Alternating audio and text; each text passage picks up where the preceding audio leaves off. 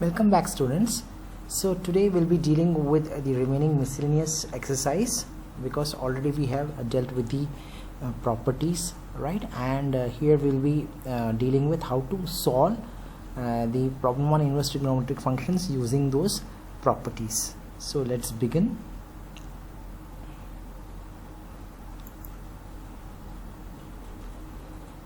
So miscellaneous exercise on chapter 2. The very first question: find the value of cos inverse cos 13 pi by 6. Now if I try to nullify cos inverse and cos and say that 13 pi by 6 is the value, you have to think whether it lies in this interval 0 pi or not.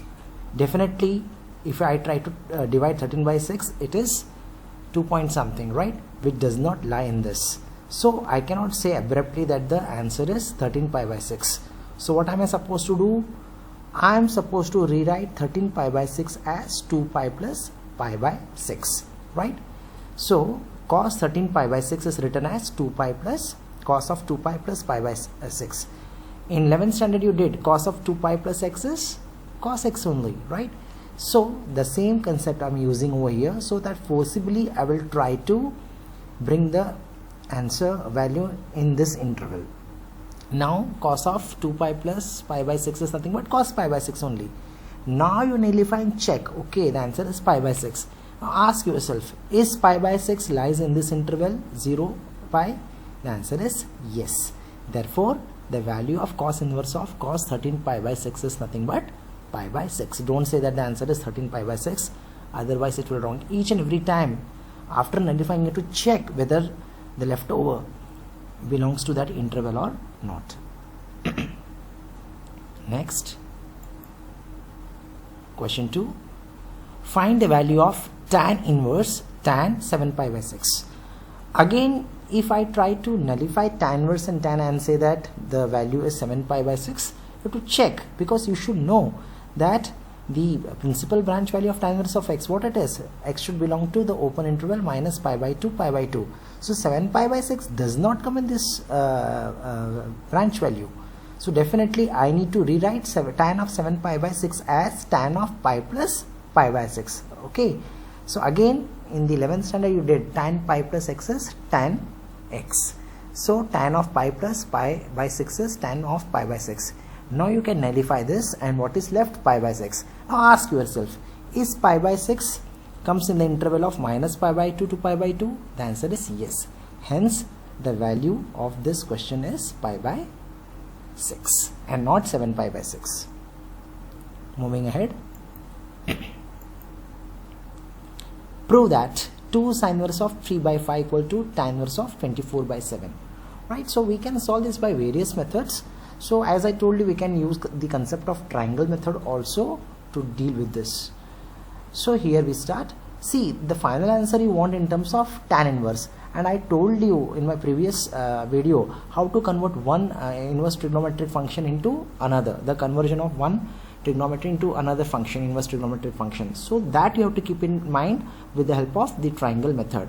So what I am trying to do is, like this, I need to convert this into tan first. So what I'm going to do, see here, I'm treating this as an angle, right? And as you can see, 3 by 5 means opposite side is 3 and the hypotenuse is 5 as per the sine angle, right? Opposite side upon adjacent. So you can find the base by the Pythagoras theorem, it becomes 4, right? So you can say that 2 sin inverse of 3 by 5. So I am writing 2 as it is, but the sin inverse of 3 by 5, now I am sin inverse, I am converting into tan inverse. 2 is written as it is, right? But sin inverse is converted into tan inverse. How come? By using the triangle method. So tan is what? Actually opposite side upon adjacent side. So it becomes tan inverse of 3 by 4. What it was earlier as 2 sin inverse of 3 by 5, now it will be written as 2 tan inverse of 3 by 4. 3 by 4, opposite side upon adjacent side, right? Now you know the formula of 2 tan inverse of x, you did it. It is nothing but tan inverse of 2x upon 1 minus x square. Here your x is nothing but 3 by 4. You have to consider x as 3 by 4. applying this formula, 2 into x, 2 into 3 by 4 upon 1 minus x square upon 1 minus 3 by 4 square. On solving this, right, you will get on simplification as the right hand side what you required, tan inverse of 24 by 7, right? This is the way it has to be solved. Next, question number 4. Prove that sine inverse of 8 by 17 plus sine inverse of 3 by 5 equal to tan inverse of 77 by 36. As I told you, there are various methods to solve the same problem. One method is that you can apply the formula of sine inverse of x plus sine inverse of y. You remember that I told you sine inverse of x under root 1 minus y square and so on. So, and then the final answer of sine inverse can be then converted back into tan inverse by using the triangle method, right? That is there. Or you can also do one method that you can convert this sine inverse in tan inverse, this sine inverse in tan inverse, and then apply the property of tan inverse of x plus tan inverse of y to get the final result. So different students, they approach different method giving the same answer. So here we start. So I'm converting sine inverse of 8 by 17 in terms of tan inverse. That means the first sine inverse part I'm converting into tan inverse. So here is my triangle. So I'm treating this as the angle, right? So 8 by 17, 8 opposite side and 17 becomes the hypotenuse. So by Pythagoras theorem I can find the base. 17 square minus 8 square will definitely be, you get 15 square. That means after taking the square root you get 15 as the base. Now you are converting into that sine inverse of 8 by 17 will be now written as tan inverse of 8 by 15, right? That you can see. And similarly I have drawn the second triangle to show this, right? 3 by 5. So my opposite side is 3, my hypotenuse is 5 for the sine ratio, and the base will become 4. I think it is very clear. I am treating 3 by 5 means I am treating this as the angle and applying the sine ratio, opposite side upon hypotenuse, opposite side upon hypotenuse. So by applying Pythagoras theorem you will get the base as 4.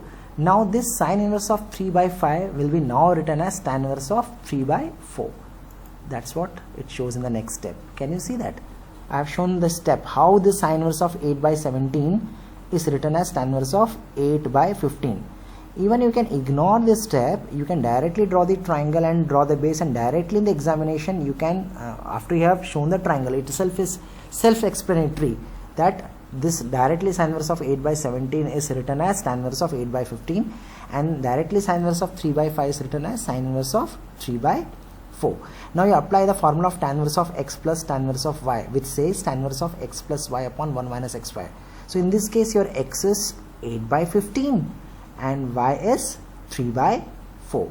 So x plus y upon 1 minus xy. So you need to solve the bracket part. So 8 4s are 32, 15 3s are 45, 15 into 4, right? Again 15 into 4 minus 8 into 3, 24, and then 15 into 4. This will get cancelled. So 77 upon 60 upon 36 upon 60, 60 will get cancelled, as I told you, 15 into 4, but ultimately it is going to get cancelled. What are you left with? 77 by 36, which is the desired output, right? Next question. Question 7.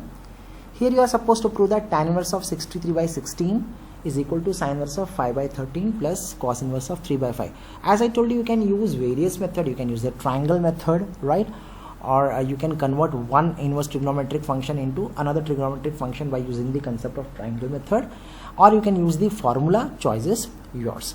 So here I am starting with the RHS, sine inverse of 5 by 13 and cos inverse of 3 by 5. So by the triangle method, both sine inverse and cos inverse are changed to tan inverse, right?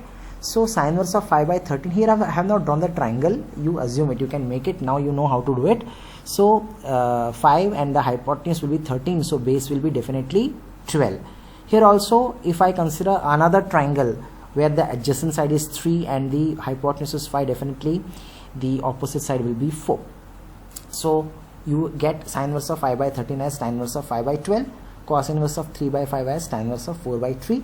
Again you apply the formula of tan inverse of x plus tan inverse of y over the same formula. Here your x is 5 by 12 and y is 4 by 3. Apply here 5 by 12 plus 4 by 3 upon 1 minus xy. 1 minus 5 by 12 into 4 by 3. Solve by taking the LCM, and here you are with the answer, which is your LHS, right? So your LHS and RHS here, it becomes equal.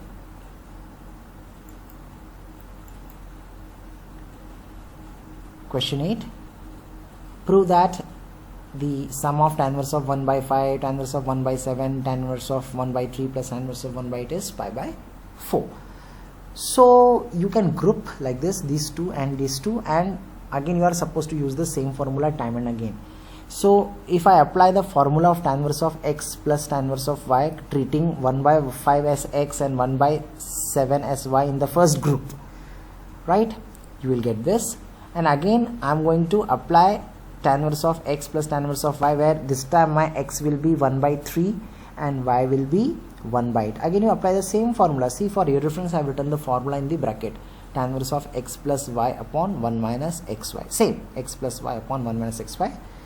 You need to solve this on simplification, right? You are going to get the answer like this, right? Tan inverse of 12 by 34, and this becomes tan inverse of 11 by 23. On simplification, 12 and 34 can be simplified further. 2 6 are 12 and 2 17 are 34. Again, once again you need to apply the same formula, tan inverse of x plus tan inverse of y.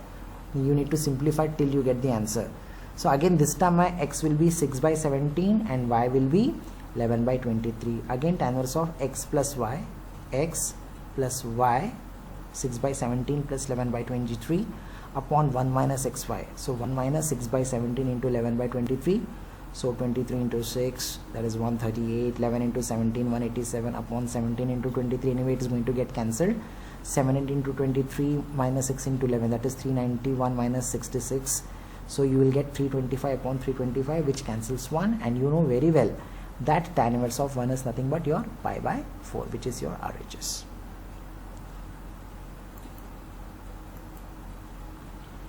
Let us discuss question number 9. Prove that tan inverse of root x equal to half of cos inverse 1 minus x upon 1 plus x with the condition x belongs to which interval? 0 to 1 closed interval. So I am writing the LHS tan inverse of root x here with the adjustment factor. There are various methods. You can directly substitute the value of x as cos square theta or cos theta, depending, because I told you that this stuff has to be converted in terms of cos, so that this cos inverse and cos gets nullified.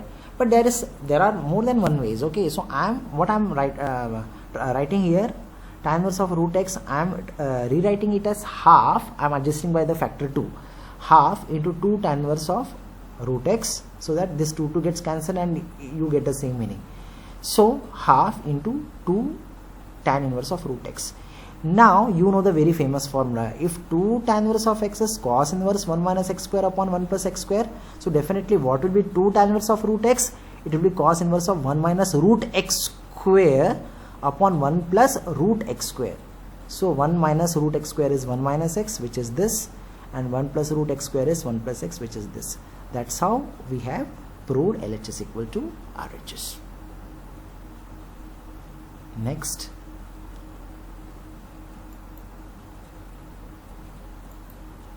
Question 13. Here you are supposed to solve for x, and the given question is 2 tan inverse of cos x is equal to tan inverse of 2 cosec x.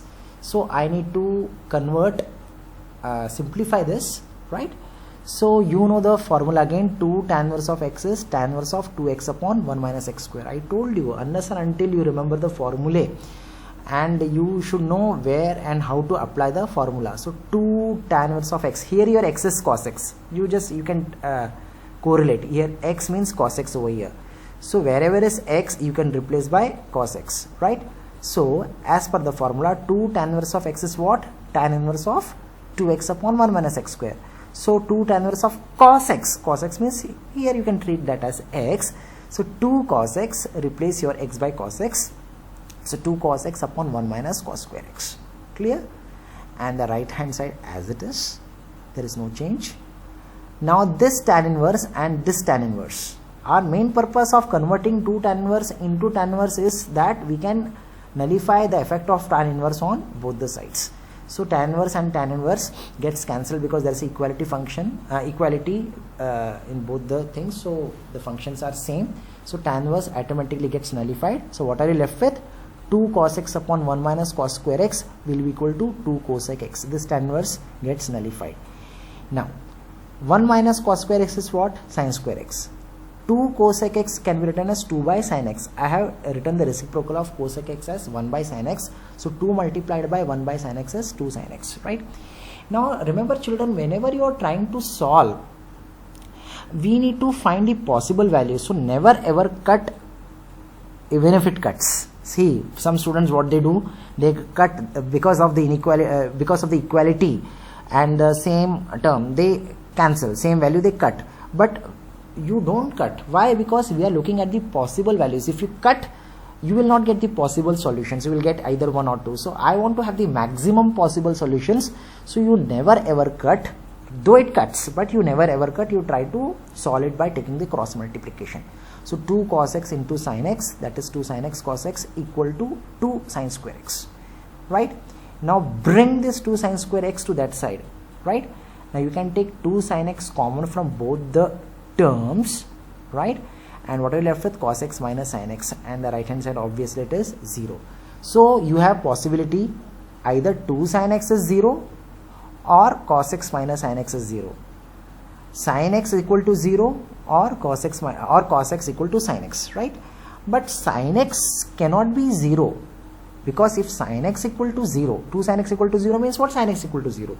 But if I take sin x equal to 0, this will not satisfy this condition, right? Because this will become totally absurd, right? X, because here sin x is 0, so 1 by cosec x, so 1 by 0, so that becomes absurd, right? So this does not satisfy, so we will only look at this possible value. So cos x minus sin x equal to 0 means what? Cos x equal to sin x, right? That is nothing but tan x equal to 1. You can divide both the terms by sin x if you want, so you get or cos x, whatever, so you get tan x equal to 1. That is, if tan x equal to 1, so definitely for what value of tan the answer is 1? You know that tan pi by 4 is 1. So the possible value of x is pi by 4, that is 45 degree. Next, we'll discuss question 14 and question 15. Again you are supposed to solve for x, and this time the question is tan inverse of 1 minus x upon 1 plus x is half of tan inverse of x with the condition that x is greater than 0, right? So again, what are we going to do? So this 1 minus x upon 1 plus x, by using this I can write this as tan inverse of 1 minus tan inverse of x, right, equal to half tan inverse of x. You can check it out, right? Tan inverse of 1 minus tan inverse of x, if you try to put in the formula of tan inverse of x minus tan inverse of y, on simplification you are going to get. So this is direct method I am telling you. Whenever tan inverse of 1 minus x upon 1 plus x is given, okay, x minus y upon 1 plus xy, right? So x into 1, here 1 is hidden, okay, it is not seen, 1 into x. So that's why I have split it up this as tan inverse of 1 minus tan inverse of x equal to half tan inverse of x. So what you can do is, you can write tan inverse of 1 is nothing but pi by 4, shift this minus tan inverse of x to that side. So half tan inverse of x plus tan inverse of x is nothing but 3 by 2 tan inverse of x. Got my point? So you isolate tan inverse of x by shifting this 2 to the, multiply this 2 to the numerator, that is pi, and this 3 will go down, and then you cancel. So on cancellation you are left with pi by 6. That means your tan inverse of x will be nothing but pi by 6. Clear? 2 2's are, it gets cancelled, and 3 will multiply with this 2, that becomes pi by 6. So if pi by 6 is tan inverse of x, that ultimately means that tan of pi by 6 will be equal to x, right? Now you should understand that for what value of, that means tan, what value of x is your tan pi by 6, you should know the value, right? And what is your tan pi by 6? Pi by 6 is nothing but your 30 degree. So tan 30 is nothing but 1 by root 3. Similarly, here one option questions are there, like sort of MCQ question 15. So here it says sine of tan inverse of x with the condition that mod of x is less than equal to 1 is equal to, the options are x upon under root 1 minus x square, 1 upon under root 1 minus x square, 1 upon under root 1 plus x square, and x upon under root 1 plus x square. So what you can do, you can write this as sine and tan inverse of x. Now tan inverse of x by the triangle method, tan inverse is written in the form of sine inverse, which I have told you already. Okay, instead of drawing the triangle, I have shown you directly this is the relation. Tan inverse of x upon y is sine inverse of x upon under root of x square plus y square. You can get it confirmed by drawing a triangle. Means I am converting this tan inverse into sine inverse so that this gets nullified. So when it gets nullified, what is left over? X upon under root 1 plus x square. So which is this option? This option you can find in as the option as D. So D is the correct option. Next, question 16. Sine inverse of 1 minus x minus 2 sine inverse of x equal to pi by 2. This is the condition given to you. Then the value of x may be equal to either 0, half, 1 by 2, 0, half, and we need to find which one is the correct option. So how to find? So here again there are various methods. So one of the method is this: sine inverse of 1 minus x minus 2 sine inverse of x is given as pi by 2. So I am taking x as sine y, right? So the moment I take x as sine y, replace wherever you are finding x, replace it by sine y. So this becomes sine inverse 1 minus sine y minus 2. In place of sine inverse of x, we have placed sine y, right? Sine inverse of x will become this one 2y, because 2 is already here, right? And sine inverse of, as x is sine y, so sine inverse of x has to be y. Am I right? If x is sine y, so what will be your y? Y will be sine inverse of x. So this y is being this sine inverse of x is being replaced by y. I think the things are clear. So sine inverse of 1 minus sine y, shift this minus 2y to that side, so that becomes plus 2y. Now 1 minus sine y as it is, shift this sine inverse to that side. So sine inverse shifted to that side will become sine of pi by 2 plus 2y, right? Because of the property of your sine inverse function. Again, what is sine of pi by 2 plus 2y? Now you did this in your 11th standard. That sine of 90 plus x or pi by 2 plus x is nothing but cos x. So sine of pi by 2 plus 2y will be nothing but cos 2y. Now cos 2y can be rewritten as 1 minus 2 sine square y. You have important formula related to cos 2 theta. If you remember, you have to 1 minus cos square theta minus sine square theta is one of the formula. 1 minus 2 sine square theta is one of the formula. 2 cos square theta minus 1 as one of the formula. So I am replacing cos 2y as 1 minus 2 sine square y in this condition, and then I am rearranging everything. So 1 gets cancelled. So this minus 2 sine square y is brought to this side. This becomes plus 2 sine square y minus sine y equal to 0. But you have taken sine y as x. Am I right? You have taken sine y as x, so replace. So sine square y will become x square, because your x was nothing but sine y, and sine y is nothing but x that I already have taken, and you take x common. So x into 2x minus 1 equal to 0. So you get two values. Either the value of x is 0 or 2x minus 1 equal to 0, that is x equal to half. But x equal to half, if you try to put here, no, it won't. See, whenever you get the more than one solution, the best way is to put both the values here and check whether your LHS and RHS are equal. That means whether the given equation is satisfied or not. If both are satisfied, it's well and good. But here I am finding that if I put x equal to half, it won't satisfy the condition. It is not equal to output as pi by 2. So only x equal to 0 satisfy this condition. Hence option C is correct in this case. So with that, we come to the end of the this chapter. So you practice time and again about this chapter, and this chapter is very you can say scoring, provided you understand how to solve and which formula to be used when, and accordingly you need to the only solution to get good marks is practice and practice. So children, have a good day. We'll see you again.